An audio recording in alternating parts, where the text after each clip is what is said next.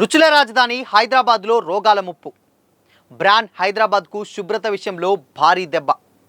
అట్టడుగు స్థానంలో హైదరాబాద్ ఉండటానికి కారణం ఎవరు? Watch this video.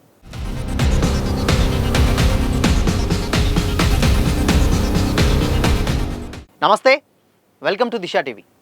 హైదరాబాద్ అనగానే మనకు గుర్తొచ్చేది గుబాలించే బిర్యానీలు, నోరూరించే ఇరానీ చాయ్లు, గుమగుమలాడే హలీంలు గుర్తొస్తాయి.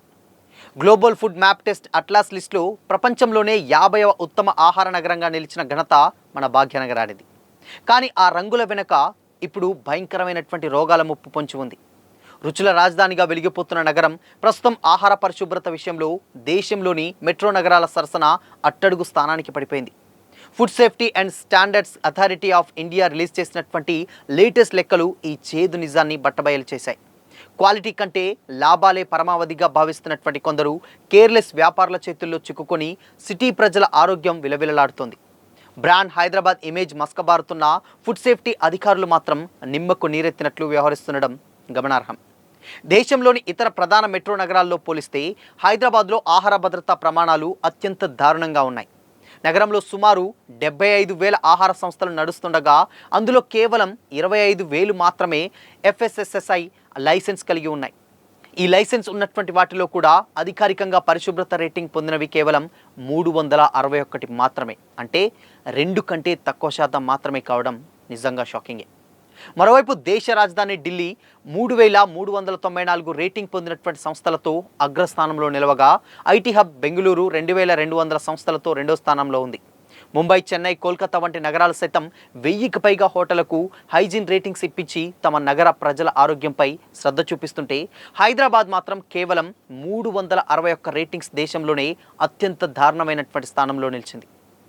తెలంగాణలో ఫుడ్ సేఫ్టీ అధికారులు కేవలం సీజనల్గానే దాడులు చేస్తుంటారా అనేటువంటి అనుమానాలు ఇప్పుడు ప్రజల్లో వ్యక్తమవుతున్నాయి. గతంలో ఎప్పటికప్పుడు హోటళ్లు, ఫుడ్ స్టాల్పై చేసేటువంటి దాడుల వివరాలను food safety commissioner official X account CFS తెలంగాణలో వెల్లడించేవారు. మీడియాకు కనీసం అధికారిక రిపోర్టులు కూడా ఇవ్వకుండా కేవలం ఈ అకౌంట్నే సమాచార వనరుగా మార్చారు. మే 29వ తేదీన నాగోల్లోని ఒక నమ్కీన్ తయారీ యూనిట్పై దాడి చేసినటువంటి వివరాలే ఈ అకౌంట్ చివరి అప్డేట్. ఆ తర్వాత నుంచి నేటి వరకు దాదాపు నెల రోజులుగా ఫుడ్ సేఫ్టీ కమిషనర్ ఎక్స్ అకౌంట్లో ఎలాంటి కొత్త సమాచారమూ లేదు. అప్డేట్ అంతకన్నా లేదు. క్షేత్రస్థాయిలో పర్యవేక్షణ పూర్తిగా లోపించిందనడానికి అధికారులు ఈ నిమ్మకు నీరెత్తిన తీరే నిదర్శనమని, వారి నిర్లక్ష్యం వల్లే రాష్ట్రంలో ఆహార భద్రత ఇంతలా క్షీణించిందనేటువంటి విమర్శలు సైతం వెల్లువెత్తుతున్నాయి. ఇక లాభార్జనే ధ్యేయంగా నడుస్తున్నటువంటి హోటల్ వ్యాపారుల నిర్లక్ష్యం ఒకవైపు అయితే అధికారుల వైఫల్యం మరోవైపు స్పష్టంగా కనిపిస్తోంది. హైదరాబాద్లో సుమారు 50,000 సంస్థలు కనీసం లైసెన్స్ లేకుండా చలామణి అవుతుంటే ఫుడ్ సేఫ్టీ అధికారులు ఏం చేస్తున్నారనే ప్రశ్నలు తలెత్తుతున్నాయి. ఏదైనా ఘటన జరిగినప్పుడు లేదా పత్రికల్లో వార్తలు వచ్చినప్పుడు మాత్రమే ఆకస్మిక తనిఖీలు చేయడం, ఆ తర్వాత మళ్ళీ మామూలే అన్నట్లు వ్యవహరించడం అధికారులకు పరిపాటిగా మారింది. నగరంలోని వేలాది హోటళ్లను తనిఖీ చేయడానికి తగినంత మంది ఫుడ్ సేఫ్టీ ఆఫీసర్లు లేకపోవడం, ఉన్నవారైనా క్షేత్రస్థాయిలో సరిగ్గా పర్యవేక్షించకపోవడం పెద్ద శాపంగా మారింది. రూల్స్ అతిక్రమించినటువంటి పెద్ద పెద్ద రెస్టారెంట్లకు కేవలం కొన్ని వేల రూపాయల జరిమానా వేసి చేతులు దులుపుకుంటున్నారు. రాజకీయ ఒత్తిళ్లు, మామూలు మత్తు కారణంగా కఠినమైనటువంటి చర్యలు తీసుకోకపోవడంతోనే వ్యాపారుల ప్రజల ప్రాణాలతో యథేచ్ఛగా ఆడుకుంటున్నారు.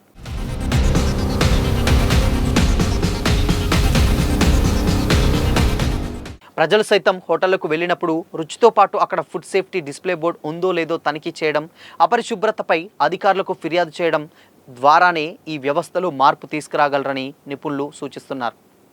అయితే హైదరాబాద్లో మేజర్గా మనకు గుర్తొచ్చేది హోటల్స్. ఫుడ్ అంటే మేజర్గా బిర్యానీస్, దాని తర్వాత స్టార్టర్స్, ఇలాంటి వాటన్నిటికీ కూడా పేరు ప్రఖ్యాతిగాంచింది హైదరాబాద్. హైదరాబాద్ బిర్యానీ అంటే అందరికీ చాలా చాలా ఫేవరెట్. కానీ ఇప్పుడున్నటువంటి పరిస్థితులలో హోటల్లో చూస్తున్నట్లయితే ఆ డిసిప్లిన్ ఏదైతే చేసేటువంటి పరిశుభ్రత చాలా చాలా దయనీయంగా ఉందని కూడా చాలామంది కామెంట్ చేస్తున్నారు. లేటెస్ట్గా ఇప్పుడు సోషల్ మీడియాలో సైతం వైరల్ అవుతూనే ఉన్నాయి కొన్ని వీడియోస్. ఎంతలా అంటే రకరకాలైనటువంటి కంపెనీస్ తోటి వచ్చేటువంటి బిర్యానీ హౌసెస్ చాలానే ఉన్నాయి హైదరాబాద్లో. అలాంటివి టేస్ట్ చూస్తున్నాం, కానీ వాటి బ్యాక్ ఎండ్లో జరిగేటువంటి శుభ్రత ఉందా, లేకపోతే అసలు కిచెన్ ఎలా ఉంది, ఎలాంటి చికెన్ వాడుతున్నారు, ఎలాంటి మటన్ వాడుతున్నారు, క్వాలిటీదే వాడుతున్నారా, ఎన్ని రోజులు ఫ్రిడ్జ్లో పెడుతున్నారు, ఇలాంటి రకరకాలైనటువంటి డౌట్స్ మనం వ్యక్తపరచకపోవడం వల్లనే ఇలాంటివి అనేకంగా పుట్టుకొస్తున్నాయి. ఈవెన్ దాదాపు అంటే అట్టడుగు స్థానంలో అంటే ఒక 10% కూడా కనీసం సర్టిఫైడ్ లేని బిర్యానీ హౌసెస్ కానీ లేకపోతే ఫుడ్ స్టాల్స్ కానీ ఉన్నాయంటే ఎంత దయనీయమైనటువంటి పరిస్థితుల్లో హైదరాబాద్ ఉందో ప్రత్యేకంగా చెప్పాల్సినటువంటి పని లేదు. అందుకోసమనే హైదరాబాద్ అట్టడుగు స్థానంలో ఉంది. దీనివల్లనే హైదరాబాద్ రుచికి పేరే కానీ రోగాలకు ముప్పు, రోగాల దిట్ట అని కూడా చాలామంది కామెంట్స్ చేస్తున్నారు.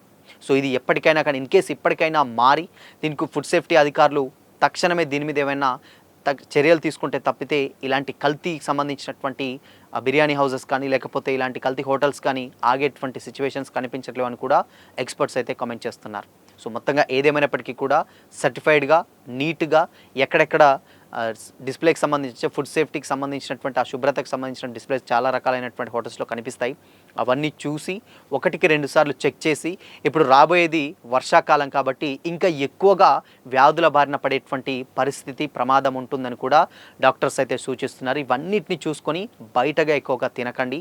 అండ్ దాని తర్వాత మేజర్గా హోటల్లో ఏదన్నా వెళ్ళినప్పుడు కూడా ఆ పరిసరాలని కొంచెం క్షుణ్ణంగా పరిశీలించి మంచిదా చెడుదా లేకపోతే నీట్నెస్ ఉందా లేదా అని 1-10 సార్లు ఆలోచించి అక్కడ ఫుడ్ తినడమా లేకపోతే పార్సల్స్ తీసుకోవడమా చేయడం చాలా చాలా మంచిదని కూడా డాక్టర్స్ కామెంట్ చేస్తున్నారు.